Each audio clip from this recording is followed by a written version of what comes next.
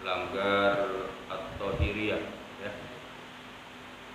Hormat yang saya muliakan rekan saya Bapak Haji Dasra, ini kawan baik saya, ya. Pernah mengalami masa-masa jaya dan pernah juga mengalami masa-masa sulit. Alhamdulillah beliau sudah pensiun, Pak, ya. Alhamdulillah bisa menyelesaikan purna baktinya dengan baik. Selamat, alhamdulillah. Sejak pensiun insyaallah ada lagi uraian tugas, ada lagi, ya. Buat SPJ ada lagi, ya. Ini tinggal buat SPJ untuk akhirat lagi, ya. Mudah-mudahan senantiasa diberikan istiqomah oleh Allah Subhanahu wa taala. Amin. Bersyukur kita kepada Allah dengan mengucapkan alhamdulillahirabbil alamin. Berselawat kita kepada Rasulullah dengan mengucapkan Allahumma salli ala sayyidina Muhammad wa ala ali sayyidina Muhammad. Ya, pejuang subuh ini memang berkeliling, ya, dalam artian dengan satu misi pokok, sebenarnya memperjuangkan sampai pada suatu saat jamaah sholat subuh itu seramai sholat Jumat. Yang itu yang kita menjadi hambat. Jadi akhirnya artinya kalau di musola masjid bukan agak sepi, bukan meremehkan masjid atau langgar kita. Artinya mudah-mudahan ada motivasi di tempat itu untuk rajin sholat subuh berjamaah ke masjid.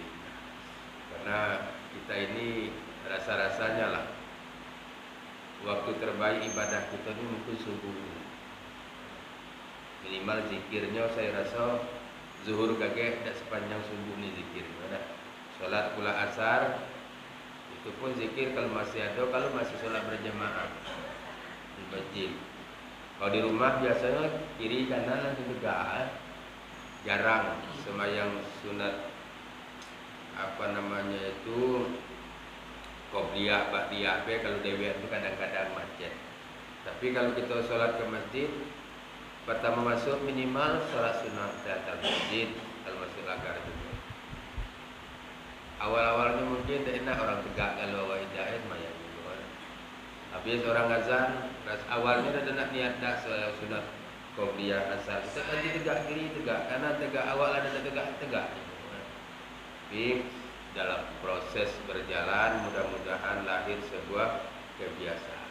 Nah, sholat sunat tahajud itu juga tak mudah, ya. Awalnya berat, mungkin awalnya cuma 2 rakaat, witirnya mungkin cuma 1 rakaat, mungkin dalam seminggu cuma 2 kali. Tapi dalam waktu berjalan sampai pada satu titik, walaupun itu sembahyang sunat, tapi kalau bangun kesiangan, ya Allah, aku dah tahajud malam.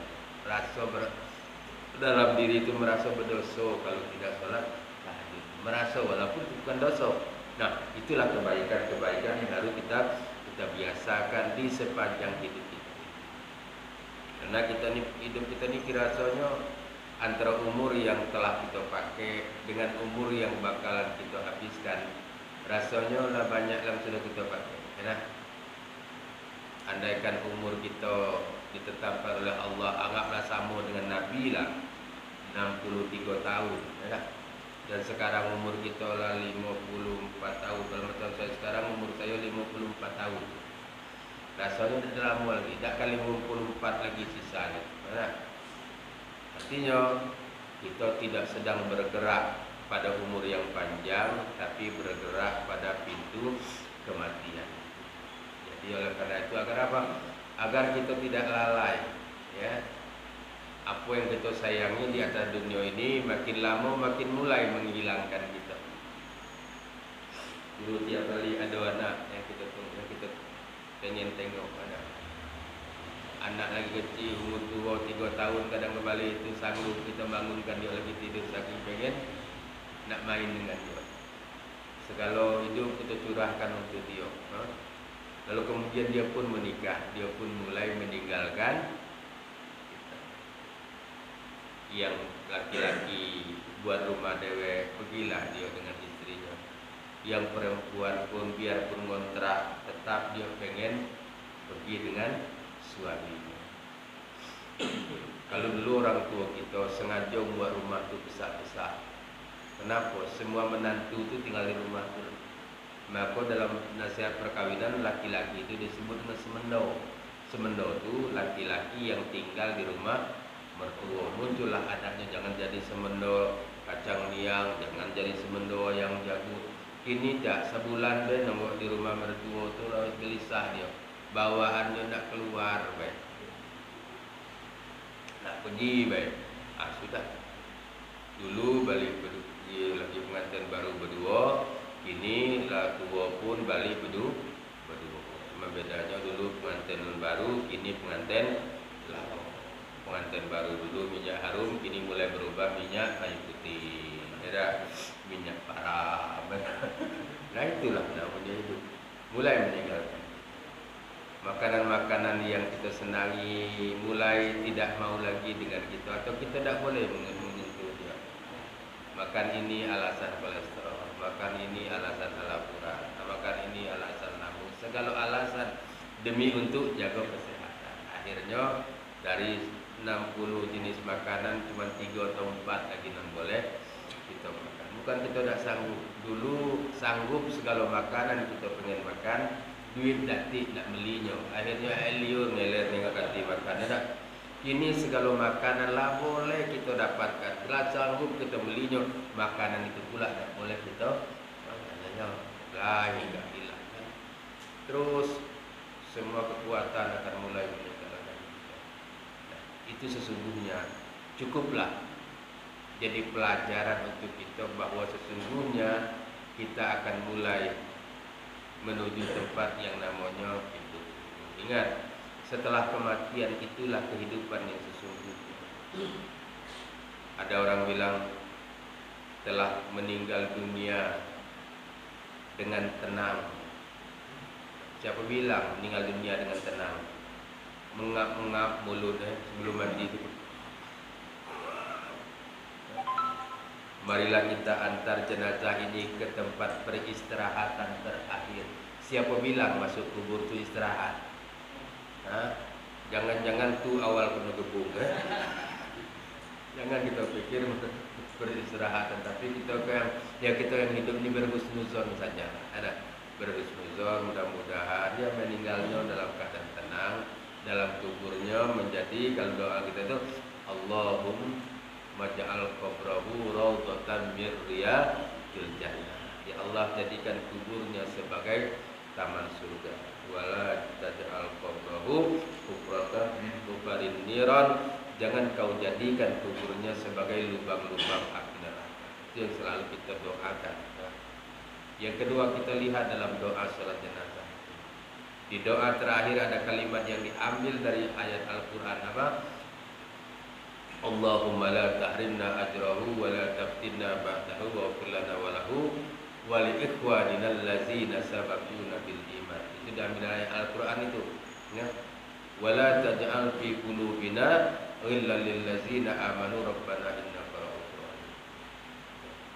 Rabbana ighfir lana ya Allah, ampuni kami, wa li ikhwanina allazina sabaquna bil iman, dan saudara-saudara kami yang sama beriman. Wala taj'al fi qulubina, ya Allah, jangankan kau jadikan dalam hati kami ini ghillan. Ghillan itu perasaan dengki, benci, iri, lillazina amanu, sesama orang-orang yang beriman. Allah menggambarkan, ya, sesungguhnya kita ni seringkali jadi musuh bagi saudara kita dulu. Ya, kata ulama kita, asal muslim mahjubun bil muslim. Orang Islam itulah jadi yang menghalangi orang Islam. Yang sering iri-irian dengki awak sama-sama orang Islam. Pak demo, kadang pak demo, belasano melempar batu mengucapkan Allah. Di siko ngambil pula batu melempar juga ucapannya Allah. Sama-sama mengucapkan Allahu Akbar tapi saling melempar. Polisi itu banyak juga yang dari pondok pesantren. Ada Allahu Akbar, Allahu Akbar. Polisi bingung, apa kata polisinya? Sami Allahu liman hamidah. Ini banyak sudah yang hafal Quran bisa mudah masuk tentara, yang hafal Quran mudah masuk institusi. Artinya sesungguhnya institusi pemerintah, tentara, polisi itulah tahu manfaatnya orang-orang yang kuat agama itu dalam kehidupan ini. Ya. Oleh karena itu, sebelum kita sampai kepada titik itu, pandai-pandailah kita menasehati diri kita sendiri. Orang makin nasihat kepada kita kadang-kadang bahasanya kasar, ucapannya tak santun. Tapi kalau kita pandai menasihati diri kita sendiri, kita hanya sibuk memperbaiki diri kita, sehingga kita tidak punya waktu untuk mencari kesalahan. Maka itu kata Imam Al-Ghazali, jadilah kamu orang yang mulia dalam pandangan Allah, jadilah kamu orang yang merasa hina dalam pandangan dirimu sendiri, dan jadilah kamu orang yang biasa-biasa saja dalam pandangan orang lain. Melihat diri selalu merasa lebih hina daripada orang lain, menganggap orang lain itu merasa lebih mulia daripada diri kita, sehingga kita merasa tidak ada yang patut dan pantas untuk disombongkan. Tidak ada patut yang pantas untuk, karena bahasa sombong itu hanya mahkota Allah. Yang boleh sombong itu hanya Allah, karena Allah tidak berkehendak terhadap apapun. Apa yang Allah inginkan pasti Allah dapat, tinggal mengatakan kun fayakun. Kita ini kurang hebat, apa hebatnya kita ini ya. Gatal be belakang itu kadang nak manggil anak minta gaul, betul tak? Cuman kata ay malas ya, dan tidak tahu akhirnya apa? Segi pintu ni tempat itu gesek-gesek ke dinding minta. Artinya apa? Dan memang sombong itulah yang menjadikan, ya merasa lebih mulia tadi, yang menjadikan apa? Yang menjadikan iblis diusir dari surga. Apa kata iblis?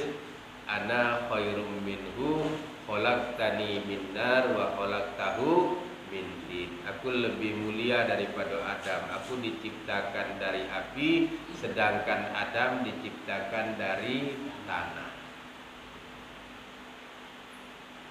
Ini kadang-kadang walaupun bahasanya lain, dalam kehidupan kita sehari kadang-kadang muncul. Lah berapa lama ni kalau masih korang ngecak-ngecak kau apa ni dah lama nak sini ni. Belum apa-apanya kau tu. Itu sama, itu kalau diterjemahkan lebih dalam lebih kurang belum kau tu belum ada apa-apanya. Tahulah aku, pengalamanlah aku. Itulah bahasa dari belum apa-apanya Adam tu. Apa dekat hormat dengan dia? Dia baru diciptakan, sementara aku dah lama beribadah kepada Allah. Aku diciptakan dari api sedangkan dia dari tanah. Yang dimarahkan Allah kepada Adam, kepada iblis adalah kenapa dia sombong. Karena sombong itu bukan pakaian. Lalu karena kesombongan itu satu dosanya diusir dari surga. Ya kan? Iblis dosanya cuma sekok, diusir dari surga. Kita ni dosanya banyak, pengen masuk. Nah, kira-kira macam mana lah?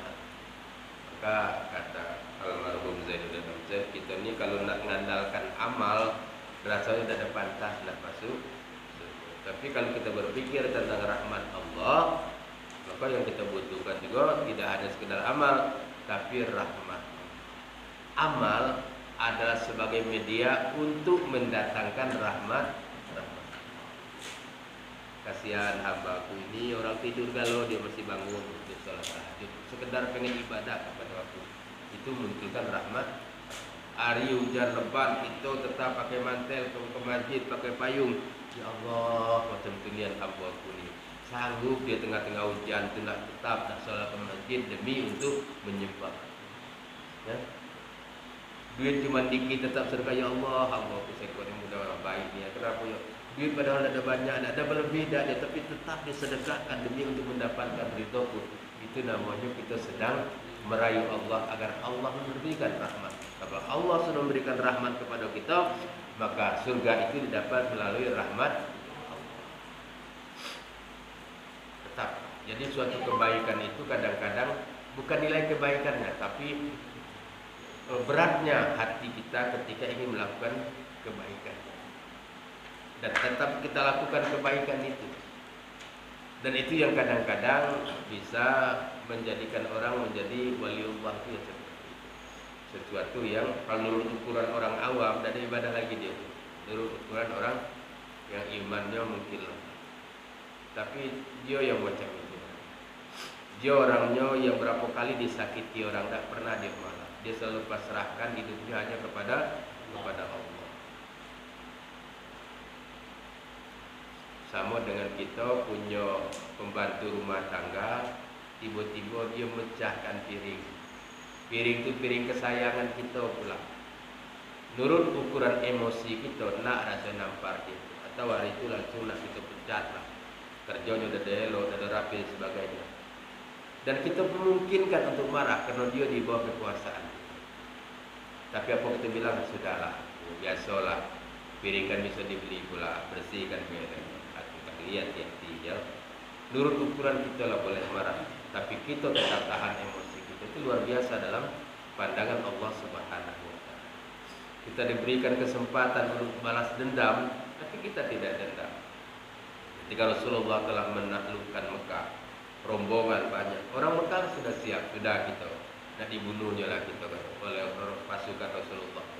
Dulu kita nyakiti dia, dulu kita mengusir dia, dulu kita membuat dia susah. Sekarang kita letak lu di bawah. Apa kata Rasulullah? Antolak, pulang. Yang laki-laki nak kuat, pengen nak melawan, nongok di luar. Yang tua tak sanggup melawan, masuk rumah. Yang perempuan tak sanggup perang, masuk rumah. Yang tidak sanggup perang, masuk rumah. Yang merasa pengen melawan, keluar. Itu berperang, satu lawan satu. Itulah Rasulullah. Akhirnya semuanya masuk ke dalam rumah. Berarti di semuanya takluk di hadapan Rasulullah, dan Rasulullah sedikit pun tidak dendam walaupun dia punya kesempatan untuk dendam. Kita ini macam keadaan ular kan, kalau tempat ngigin anak kita dan ular itu dapat kita membunuh, nak kita cincang mereka. Apa namanya? Melampiaskan mobil nabrak anak orang pinggir jalan. Apa kata orang kampung itu, mobilnya itu didorong masuk ke sungai, supirnya digebuk, ada sampai dibunuh, masukkan juga ke dalam sungai. Anaknya tidak mati, tidak cuma sakit, tapi ternyata orang dusun itu telah menjadikan bininya jadi janda, anaknya jadi ya.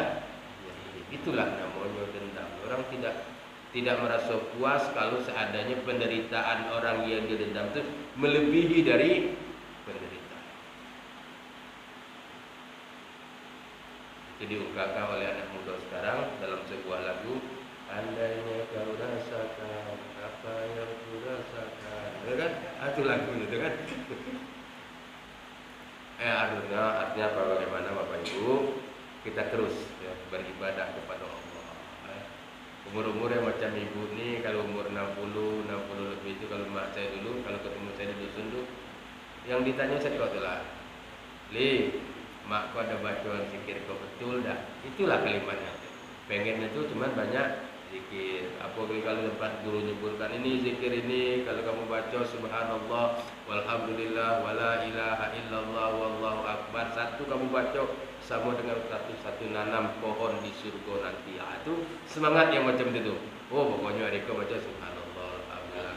Besok datang pula guru, kalau kamu baca ini nanti dosa kamu diampuni, walaupun dosa kamu itu sebanyak buih di lautan, sebanyak dedaunan, sebanyak pasir di pantai. Ya Allah, dapat lagi. Datang guru dikit, guru, aku dapat amalan kau, kira-kira betul tak bacaan? Itulah biasanya. Ya, kalau dia tidak pula begitu lagi. Ya dah. Makan tu lah balik macam bengen, ya tak? Bengen apa? Bagian saat kita tak punya duit. Apa makanannya? Terung rebus, sambal terasi, gampang ngang. Nah tu kita dulu kecil tu makan itu kenapa? Karena tak sanggup beli minyak makan, ya tak? Bukan tak makan. Nah, ini ia makanan itu lagi yang paling enak. Itulah namanya dalam bahasa Al-Quran itu watil kal ayam nudahiluha bainan nas. Allah pergantikan hari-hari di antara manusia. Setiap zaman ada orang, setiap orang ada zaman. Ya, setiap orang pasti mengalami masa-masa jayanya. Mungkin saya ini masa jaya saya ini antara umur 20 agar umur 40 sampai umur 50 lah. Karena waktu itu saya dapat ini, saya dapat ini, saya dapat ini. Kalau kini kan tinggal kenangan jadi. Menceritakan kepada kamu yang dulu saya pernah ini, dulu pernah saya. Tapi saatnya nanti zaman itu menjadi milik orang lain. Kita bukan siapa-siapa. Maka saat mungkin ada masa jaya, hati-hati. Jangan sombong, jangan angkuh. Karena ada saatnya nanti kita bukan siapa-siapa. Kalau tidak sombong, tidak angkuh, maka dimanapun orang masih menganggap kita kawan. Kita tidak tahu penyakit apa. Kadang-kadang penyakit itu datang biasalah di semua orang, tapi kadang orang mengkaitkan dengan perangai. Misalnya dia seterus jalan ke pasar, kaki nak kowe. Tengok dulu jahat dengan orang tu ini kok. Padahal biasalah. Tiap orang pasti ngalami rasa sakit. Tidak ada hubungannya dengan yang dulunya macam itu. Nang orang alim dari awal sampai akhir juga banyak juga nak dosa terus. Tapi itulah perangai manusia, seringkali mengkait-kaitkan. Itulah dulu tu. Dia tengok ini tu. Penuh azab. Kan? Apalagi banyak nonton sinetron azab kan? Selalu dikait-kaitkan. Oleh karena itu kita kalau melihat orang yang seperti itu hati-hati. Jangan kita mengucapkan hal-hal yang tidak baik. Manusia ini sering saya bilang al-alam mutaghayyir wa kullu mutaghayyir hadis. Alam itu baharu, setiap yang baharu itu pasti berubah. Manusia ini, kita manusia ini bahagian daripada alam, maka manusia adalah baharu. Sebaik-baiknya manusia, dia tetap adalah manusia. Dia berpotensi menjadi orang yang tidak baik. Sejahat-jahatnya manusia, dia tetap adalah manusia. Dia berpotensi untuk menjadi orang yang baik. Pernah ada Bapak Ibu dengar ada mantan preman jadi ustaz? Ada kan? John Indo, ya? Anton Medan, dulunya kafir, paling jahat Umar bin Khattab masuk Islam, mana? Jafri Al-Bukhari masa remajanya pernah sedikit kena narkoba, ustaz, biasa. Pernah tak juga kita mendengar ada guru ngaji melakukan pelecehan seksual? Ada Pak? Guru pondok tertangkap pencabulan, ada. Menurut kata ya Allah, tiap hari bergelut dengan Quran perangi macam tu setannya dia tu. Menurut kita. Ya, itulah namanya manusia. Ya, itulah namanya. Maka saat kita melihat orang berbuat salah, jangan cepat menghina, jangan cepat mencaci maki. Kenapa? Karena perjalanan hidup kita pun masih panjang, godaan kita masih banyak. Kita tidak tahu saat godaan itu datang setangguh apa iman kita. Saya sekarang ini baik, karena kita sama-sama di sini dalam masjid. Perjalanan hidup saya ke depannya tidak tahu. Godaan saya ke depannya tidak tahu. Tapi kita terus berusaha untuk di jalan yang baik itu, ya, terus. Kenapa kata Allah, Allazi khalaqal mauta wal hayata liyabluwakum ayyukum ahsanu amala. Allah yang menjadikan hidup dan mati. Allah ingin tahu siapa di antara kamu orang yang lebih baik amal. Jadi yang baik amal itu yang menilai adalah Allah Subhanahu wa taala.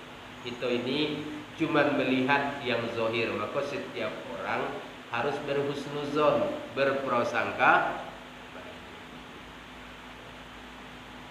Kalau orang selesai sholat jenazah, biasanya apa kata imam?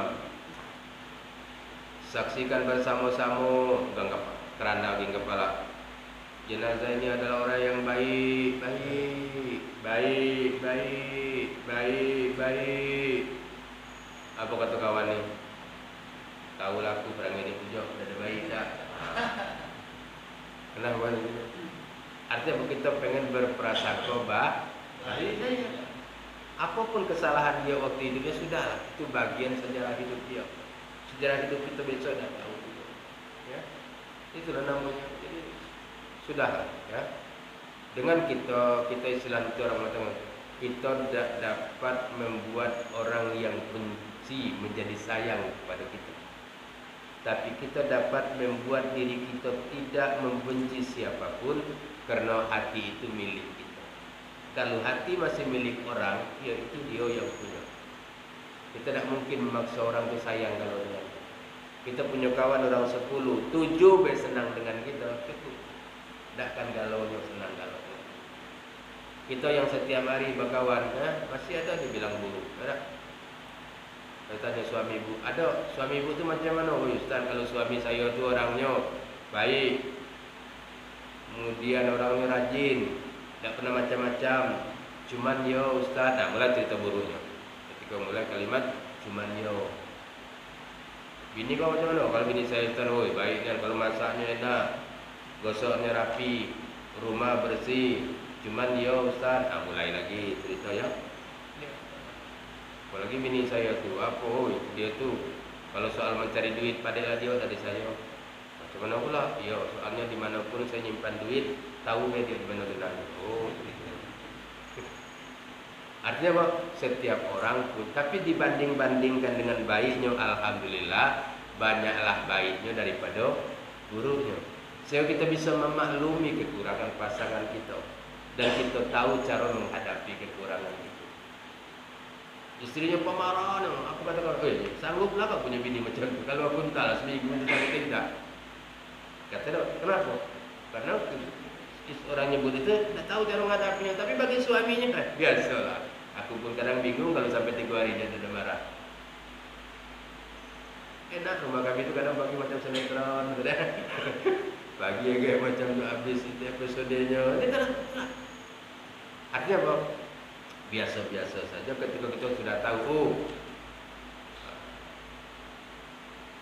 ada orang pemarah. Saya hampir bertinju dengan almarhum Pak Katibin di Bulian dulu. Itu kalau rupanya kalau sedang marah dengan orang, dengan orang ramai itulah. Awak dah tahu loh. Waktu masih MTQ Batanghari waktu itu di Geraha Karyawati itu gedung arena utamanya pakai gedung apa namanya itu Geraha Karya itu gedung orang berpegang-pegangan. Dalam awak jadi tukang masjid apa nama Muhajirin jadi marbot di situ. Rupanya jemaahnya rumah dekat itu di Komplek Panas. Oh, rupanya macam kau perang. Memang perangnya dia macam itu. Sejak tu kalau sudah marah biasa lagi. Kenapa? Karena kita sudah tahu. Jadi kadang-kadang hati-hatilah kalau kita orang belum tahu watak kita orang. Oleh karena itu teruslah kita berjalan di jalan ini. Jam berapa sekarang? Ayo. Jam berapa waktu suruh kita? Jam 6. Berarti masih ada waktu lagi ya? Apa nggak sudahlah? Apa? Belum lagi. Ada sarapannya? Ada sarapannya kita tutup lah. Jadi habis sarapan suruh datang. Bapak Ibu dari mata Allah Subhanahu wa taala, saya mengajak kepada diri saya, kepada kita semua, ayolah kita terus bersemangat sholat itu, terutama saudara-saudara saya yang dekat masjid, langgar musola ini, teruslah sembahyang berjamaah di masjid. Nikmat rasanya. Satu langkah itu satu kebaikan, satu langkah meningkatkan satu, menutupi satu keburukan kita kepada Allah. Beruntunglah orang-orang yang rumahnya sekitar musola masjid, sehingga setiap waktu dia bisa sholat berjamaah di masjid. Beruntunglah orang yang mungkin rumahnya jauh dari masjid, tapi dia tetap sholat ke masjid karena langkahnya lebih banyak daripada orang yang rumahnya dekat. Semua selalu ada fadilah. Ya, jangan mengandalkan amal. Nanti kalau aku mati, anak aku pastilah. Nanti ada oleh tahlil 7 hari. Yo, kalau anak baik, enak. Yo, anak tiap hari lekolanannya di mana surat tanah, di mana surat rumah, dan lu mau mati nyolana jual. Hati-hati ya. Jadi andalkan amal dewek dululah, ya. Andalkan amal dewek. Ada orang malah dibuatnya anak dulu matilah bagi harta warisan. Kau untuk kau kalau mati ke, kau untuk kau. orang dah untuk kau nang kau untuk ayah nak bagi setelah ayah mati kayak ngapa? Ini jangan kau ganggu-ganggu, ini ayah untuk akhirat ayah. Itulah bukan dia untuk sedekah tiap hari dia sedekah ketemu orang dia sedekah. Pokoknya kalau dia mobil ketemu orang dia harga koran cuma 2.000 bagi 10.000, nah ambil dari kau macam dia tapi dia terus mensosialisasikan dirinya.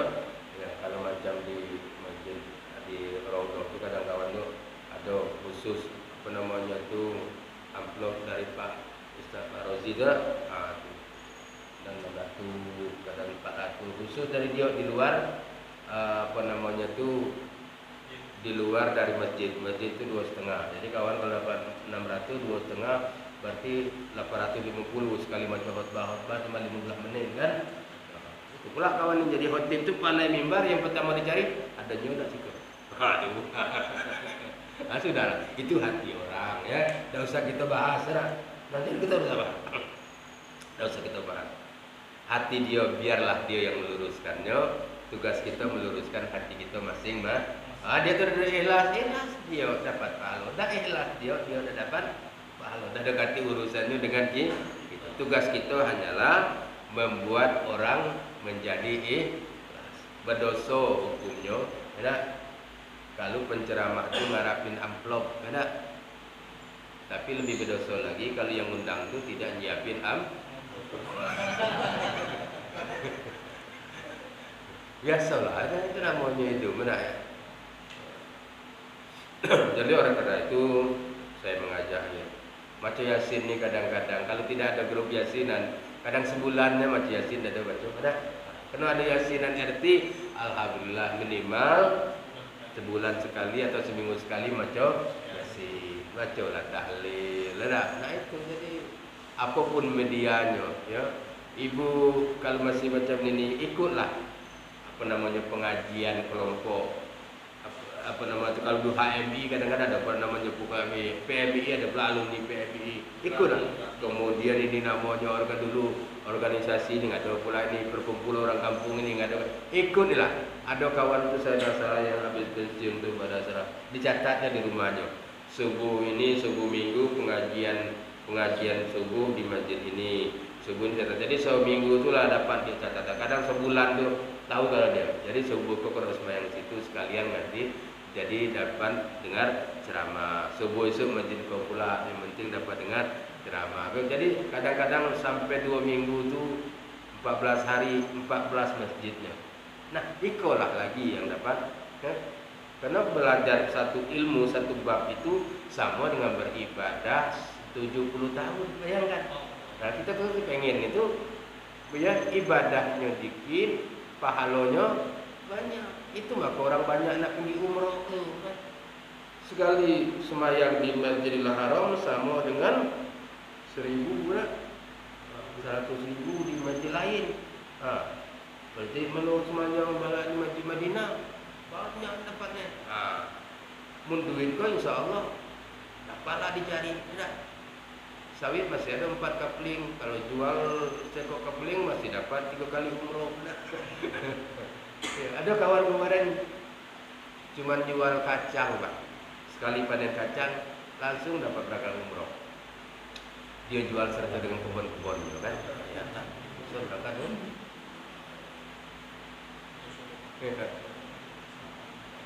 Ada bahasa itu duit tak bakalan dibawa mah. Yang kita bawa mati itu adalah amal perbuatan. Itu yang mungkin tidak sanggup zikir panjang macam kati. Carilah amal-amal yang lain mungkin yang kanti mungkin pun tidak sanggup melakukan itu. Allah ya. Jadi jangan kita berpikir ya istilah itu kalau 10 tidak mesti dari 5 tambah 5. 10 itu bisa dari 5 tambah 5, bisa dari 8 tambah 2, bisa dari 7 tambah 3, bisa dari 6 tambah 4. Yang penting hasilnya 10.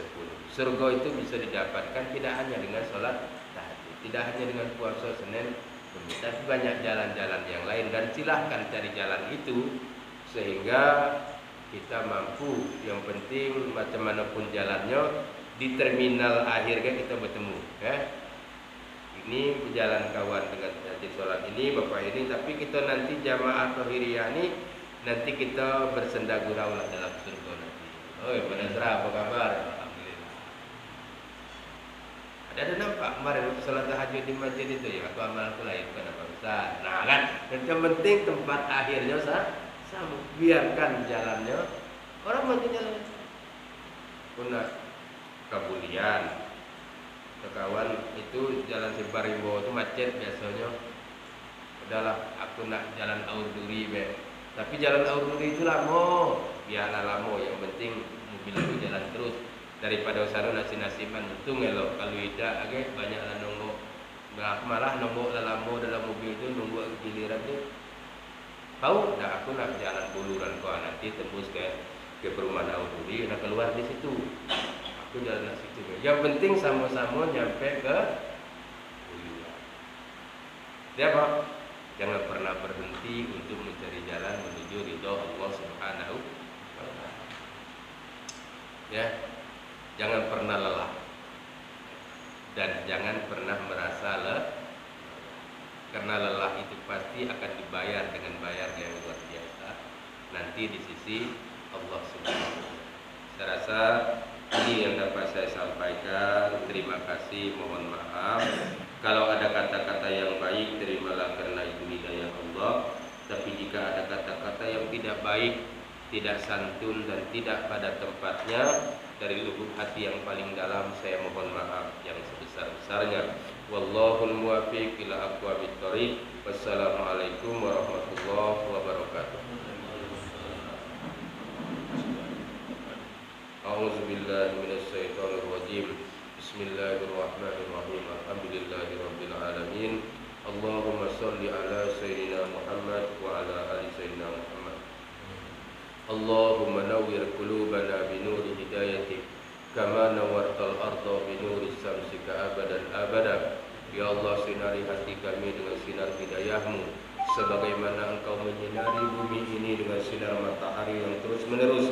Allahumma fir lana dzunubana wa liwalidina warhamhum kama rabbawna shighara. Ya Allah, ampuni dosa kami, maafkan kesalahan kami, ampuni dosa dan kesalahan kedua orang tua kami.